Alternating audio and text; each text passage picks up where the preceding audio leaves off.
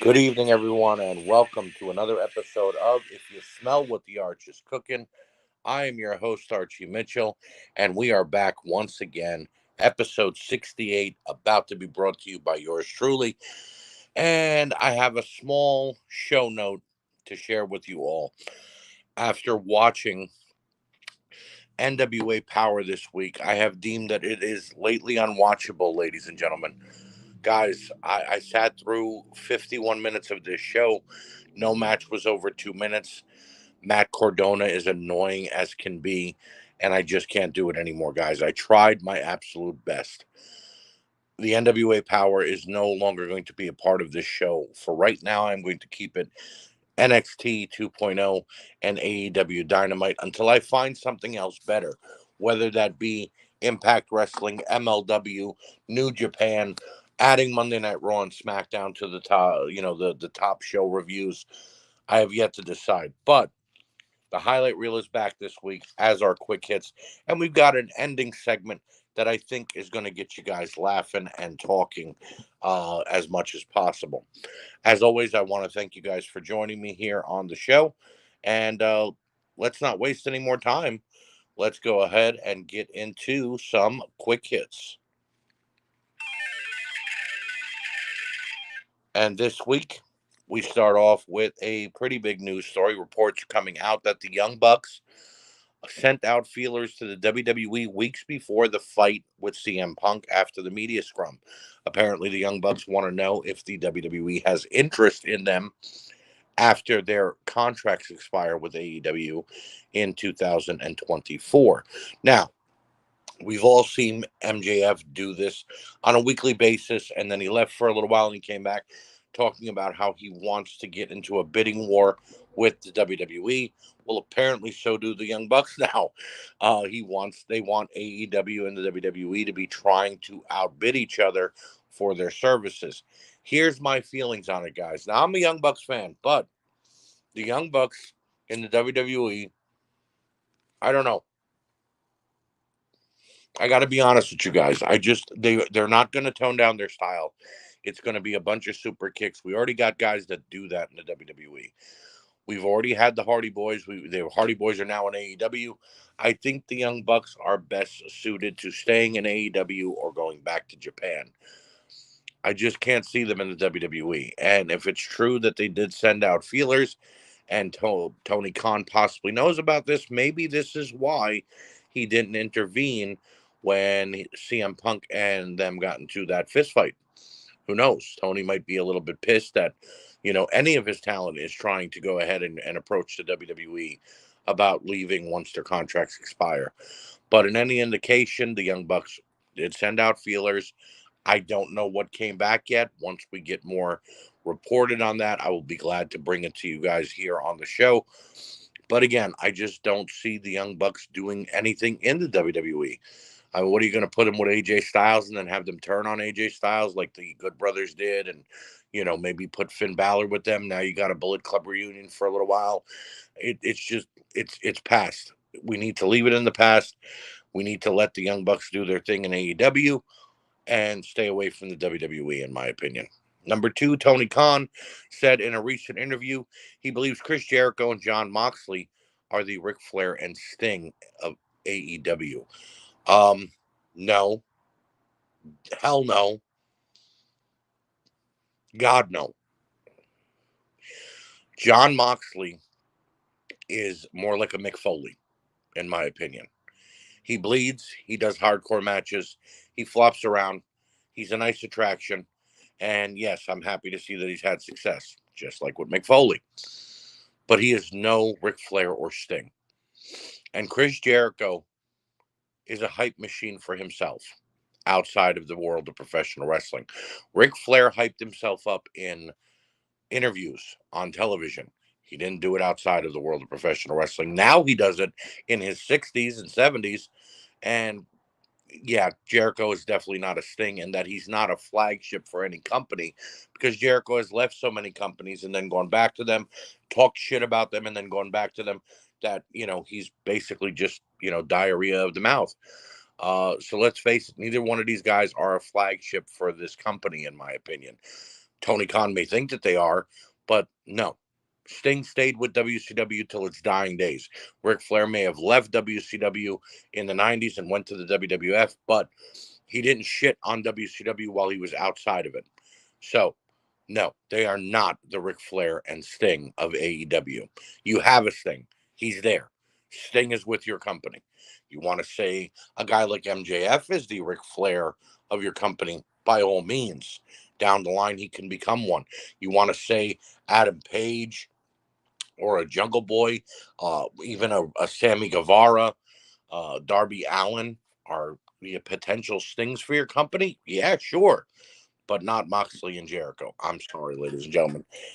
That is just utter and total bullshit, in my opinion, here on the show. And number 3, Eric Bischoff tears into CM Punk during an interview. He recently spoke about CM Punk and what he did at the media scrum, and he basically said that CM Punk, being paid millions of dollars by Tony Khan, who was sitting right next to him during the scrum, castrated Tony Khan. He said that that was very inappropriate. He shit on the entire company, which I do believe. Yes, he did. And that CM Punk should be fired. Now, it's not often that I agree with an Eric Bischoff or a Vince Russo, but in this instance, yes, I do. Why? Well, because he's right. You do not take a paycheck from a wrestling company. You do not become their world heavyweight champion and their spokesperson and then proceed to shit on the entire company during a media scrum. Now, that is Tony Khan's fault 100% for even having that stupid thing. You're not the UFC. You're not combat sports. You're wrestling. There's a difference. Combat sports is the UFC and Bellator, not WWE, AEW. New Japan is more combat sports than AEW is.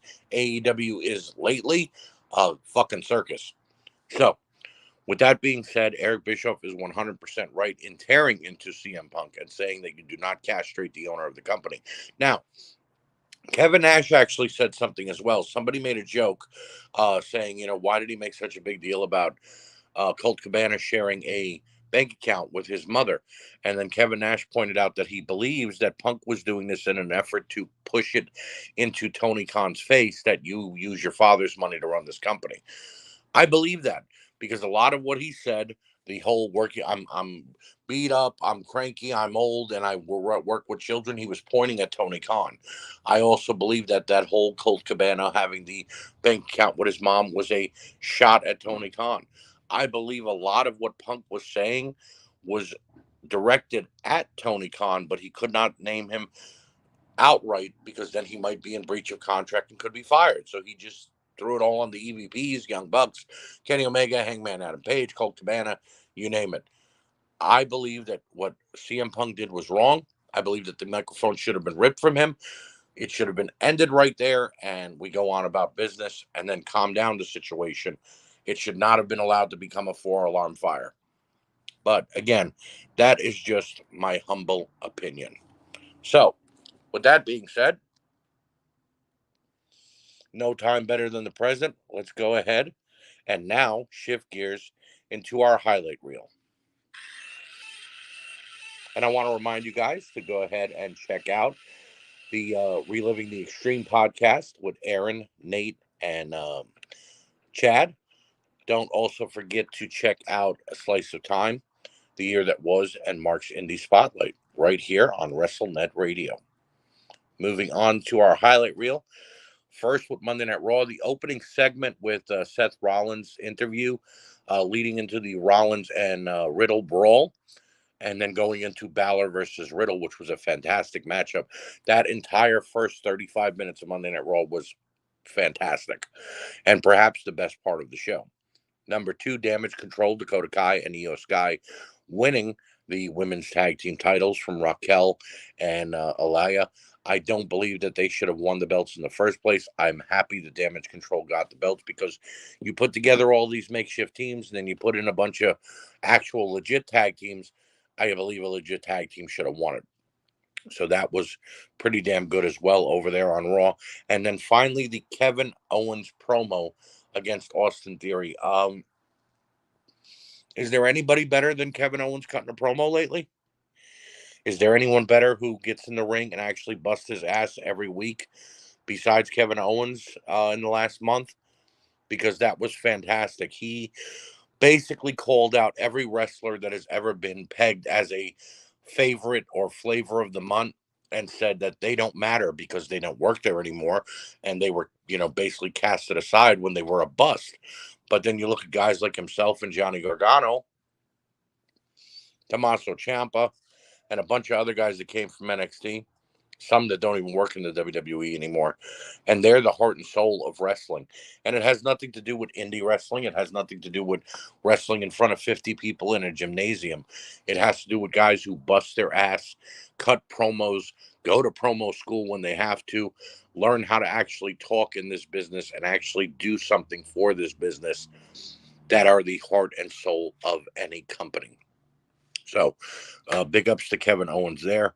And then over on SmackDown, we had Ricochet and Sami Zayn after the Logan Paul segment. I don't even want to get into that mess, but yeah, their match was fantastic. They went 20 minutes, and it was a barn burner of a match. Solo Sikoa versus Madcap Moss. I can't actually believe I'm saying that, putting a Madcap Moss on match on this, but Solo was fantastic, and he led that guy through another hell of a 20-minute match again. And then the main event of Pete Dunne and Ridge Holland taking on the New Day, taking on Hit Row, taking on Imperium in a fatal four-way tag team match for the number one contenders to the tag team titles. Man, that was a mouthful.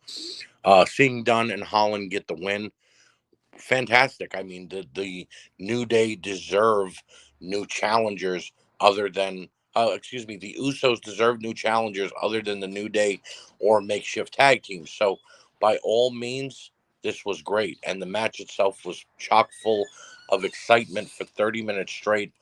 Great job by the WWE this week with a lot of what was going on. I will, however, say this. Raw was a little lackluster besides what I just spoke about, as was SmackDown. So if you haven't watched them yet, go right ahead. Fast forward to what I talked about and enjoy yourself, because other than that, nothing really great going on either one of those shows. And now we go into our first show review, and that is going to be NXT 2.0, ladies and gentlemen.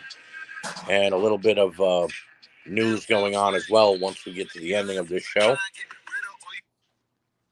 And our first show kicks off with Vic Joseph and Wade Barrett welcoming us to the 1-year anniversary of NXT 2.0. And then we go to the ring for the Creed brothers taking on Pretty Deadly. Great opening match for the NXT tag titles, and it was inside a steel cage. Both teams used the cage to their advantage, and both tried to escape early. Julius was an absolute monster in this match and threw both those members of Pretty Deadly all around the ring. Brutus surprised the entire crowd with a splash from the top rope and using a different style than usual.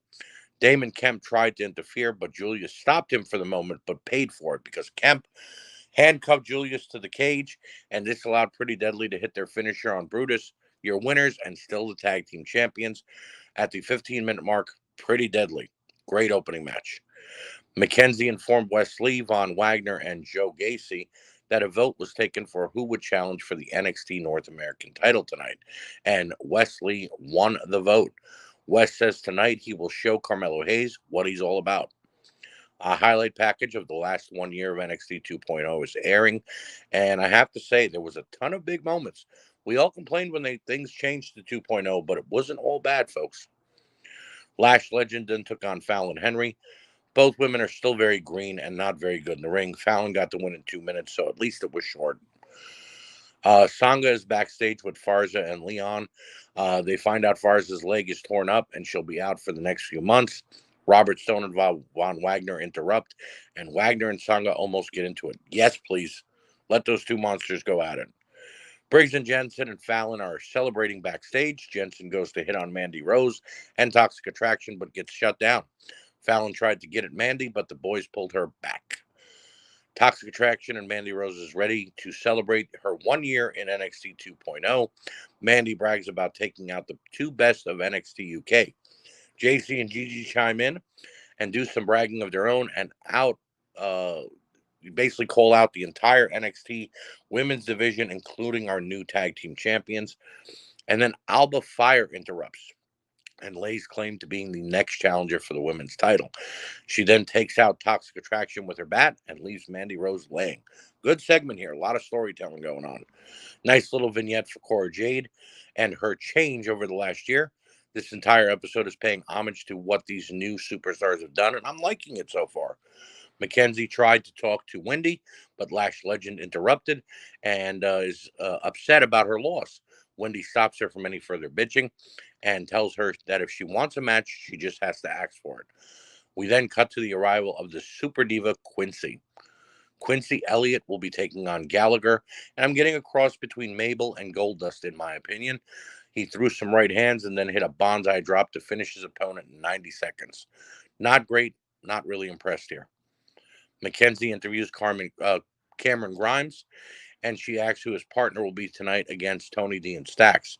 Cameron says he doesn't need Joe Gacy or Tony D, and tonight his partner is himself. So it's a handicap match, apparently. Backstage, Trick Williams and Carmelo Hayes attack Wesley before his title shot. The locker spot in Wes's head was a nice touch. I really did enjoy that. So who's going to challenge for the North American title then? Wow, leaving us without a match. Cameron Grimes then took on Tony D and Stax. Grimes took an early advantage on Stax, and he needed it because he's basically a man down. But Tony D got the upper hand when he was tagged in. A beatdown ensued on Cameron, and it looked like he was going to be losing another match in NXT. The crowd jumped because Joe Gacy made his way out and got in Grimes' corner. Gacy got tagged in by mistake and took it to Tony and Stax. Grimes confronted Gacy, but Tony D pulled him out. This allowed both Grimes and Gacy to hit their finishers and get the win in 7 minutes. I'm actually enjoying it. Was a really good match, and it's great storytelling. I'm enjoying what they're doing with Cameron Grimes here. I don't know where they're going with Joe Gacy, but it's nice to see a breath of fresh air in the things that are going on in NXT 2.0. Post-match, Grimes couldn't believe that Gacy helped him win. Gacy hugged Cameron. He refused to join the schism, and the Dyad came in and took Grimes out. J.D. McDowell is getting a shave and talking about what he's capable of in the ring. Talks about his attack on Tyler Bate and says they haven't crossed paths yet, but now in NXT, they will. Vic Joseph then interviews Braun Breaker, and they discuss the year that Braun has had. Talks about the mistakes he made against Ciampa and how he rebounded. We then get his thoughts on losing to Ziggler at Stand and Deliver, but winning it back on Monday Night Raw and becoming the new NXT champion, and getting into his head about everything that's happened. In my opinion, Braun Breaker is a star, a future megastar, if I may, and I like the way that they really worked him over this year with a bunch of different challengers and changing his story as much as they could. Mackenzie is now standing by with Tyler Bate, and he tells us that J.D. McDowell is going to have to go through him if he wants a shot at the NXT title. I say let's go. Two of the best of NXT UK, mine as well. Nikita Lyons and Zoe Stark then take on Kiana James and Ariana Grace. Here's the story of four lovely ladies who couldn't wrestle their way out of a wet paper bag, ladies and gentlemen. This was 8 minutes that should have been saved for the main event. Neither team looked good and were terrible at delivering believable hits or moves for that matter. Stark and Lyons get the win after Lyons hit her stripper finisher. Isn't NXT Level Up the show for matches like this? I'm just asking for a friend here, just saying. Outside, we see Enough and Malik, and they get attacked by the Dyad. I don't know if I like where this is actually going, but I guess we got to see. Vignette for new superstar Oro Mensah is shown. He's an NXT UK star, so we might be in for a treat. Mackenzie is then interrupted by Grayson Waller, and we get to find out who the top four superstars for NXT's breakout star will be. Waller thinks he's in, but Mackenzie lets him know that he didn't make it. He throws a spaz fit and then walks off. Footage of Javari Burnell attacking like a prick the last couple of weeks, leading us into our next match. Burnell takes on Hank Walker. So it's the prick taking on the security guard, ladies and gentlemen. But the crowd likes this Hank guy who apparently doesn't own wrestling gear. Hank hits a flying forearm a la Tito Santana and got the win in 2 minutes. What the fuck is going on here? Damn. The Surfer Girl, Solo Roca, debuts next week, and that's good. I was worried she wasn't going to be debuting anytime soon. We get a rundown for next week, and we're getting Bate versus McDowell in a #1 contenders match. Thank you, NXT 2.0. Vic then tells us that Braun Breaker has won the NXT Breakout Star Award, and it's main event time. Hayes and Trick are ready, but they come out and they say that they know Wesley isn't capable of going tonight. Hayes cuts a promo about beating everyone on the roster and there being no one left. But Solo Sikoa makes his way out, and we will be getting Carmelo versus Solo for the North American title tonight. This was a great main event, and my only gripe is I wish it had more time. They went back and forth with Solo using his quickness and that devastating super kick. Hayes went to the air and kept his challenger on his toes and even looked to Trick for some help.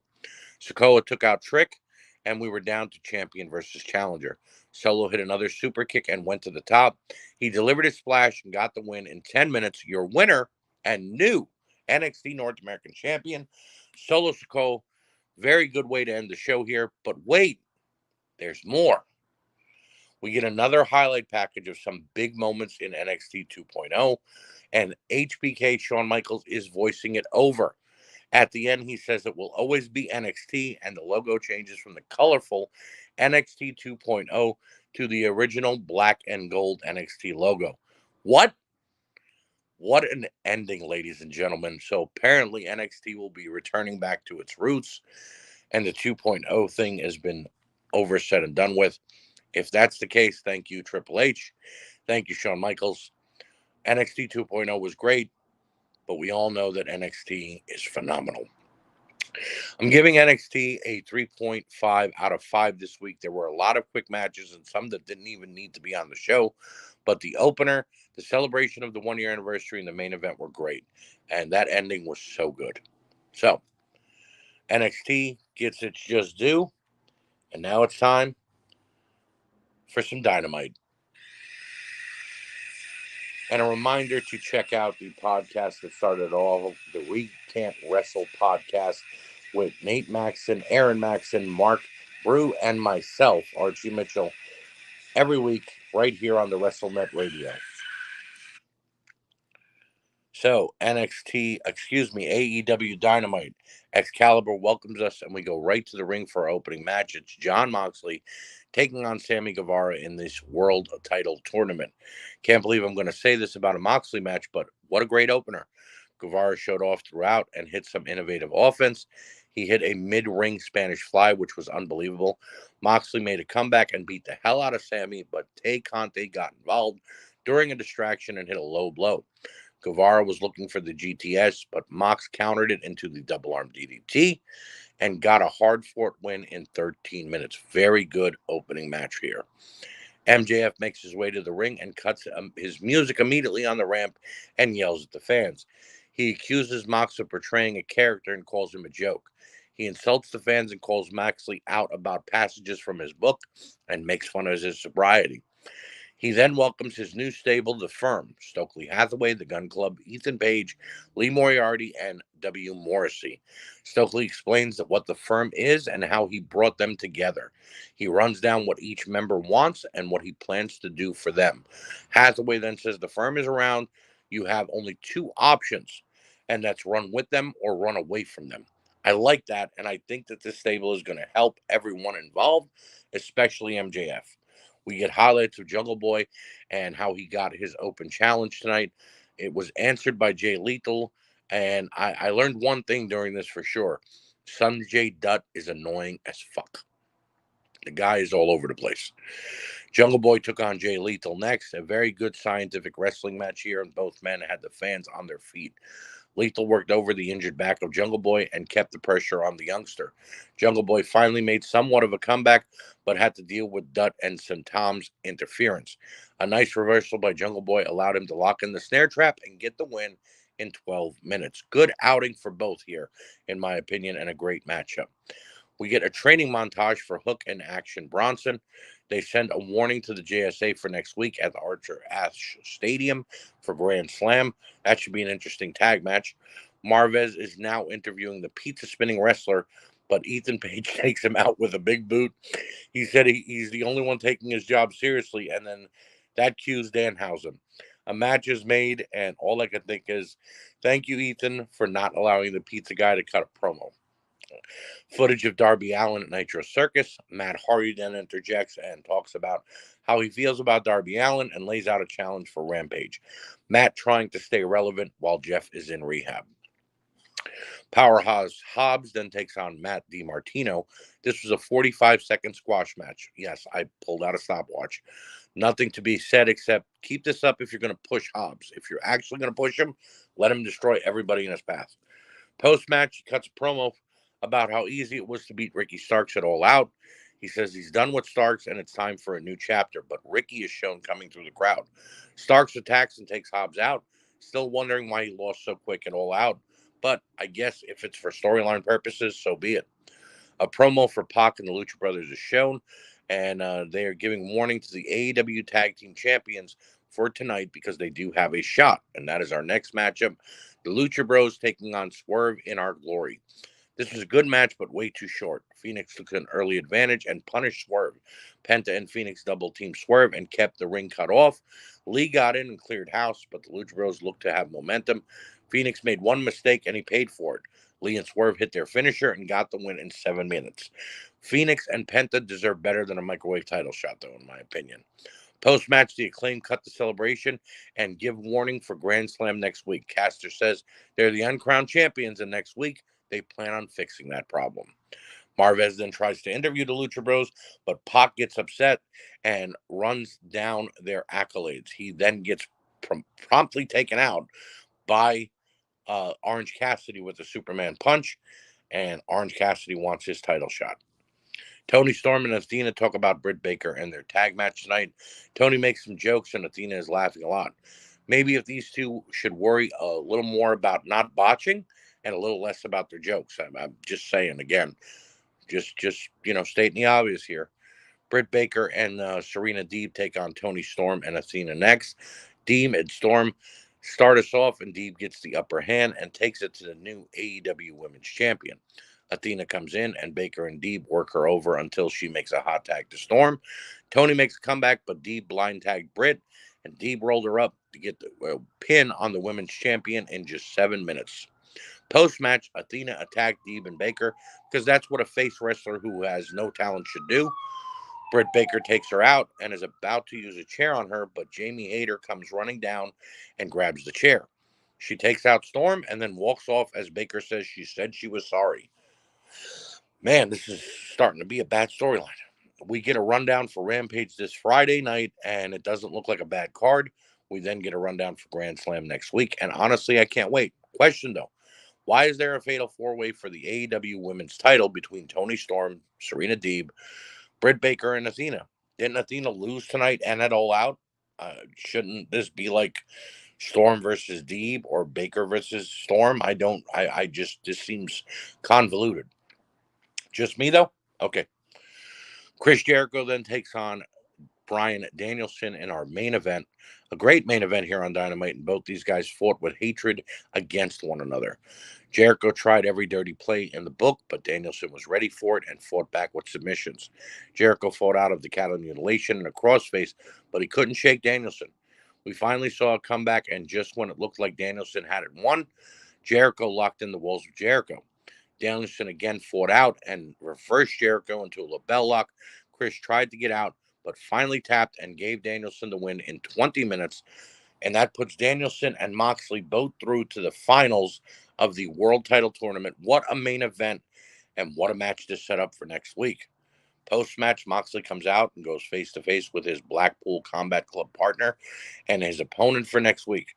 They shake hands, and I have to say, this was the right choice for who should be fighting for the vacant title, because both these guys are workhorses.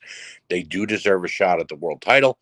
I hope it's Danielson next week and not Moxley, but that's all I'm going to say. I'm giving AEW 4.5 out of 5. The show was action-packed. A lot of storylines were explained and new ones were created. I cannot wait for Grand Slam next week. So a lot going on, but I have to say AEW was a little bit more so the better show this week than NXT was.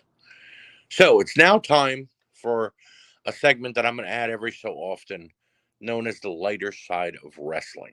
And what I'm going to be doing in this segment here, ladies and gentlemen, is reading the hilarious Mindy's Bakery reviews that were left after CM Punk's media scrum incident. For those of you that don't know, Punk was eating Mindy's Bakery cake during the entire media scrum. And he even plugged her bakery being in Chicago.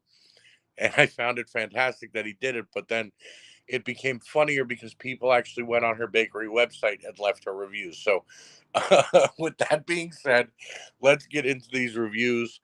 Jose Otero says, my favorite cake to eat when telling off the EVPs of my company. Chewy says, I share a joint bank account with my mother, and we spend the majority of our earnings here on muffins and pastries. Gets us through the headache of working with children every day. Pickle Cipher says, look in my eyes. What do you see? Muffins from Mindy's Bakery. I know you're hungry for sweets. Pastry so good you want to fight the elite. That was good, playing on the whole cult of personality lyrics. All right, so Miki Ito says, hey, if a grumpy, brittle, and narcissistic old man who have physically assaulted his higher-ups based off rumors he made up in his own head is able to actually like something other than himself, then it must be really good. I give this place a thumbs up.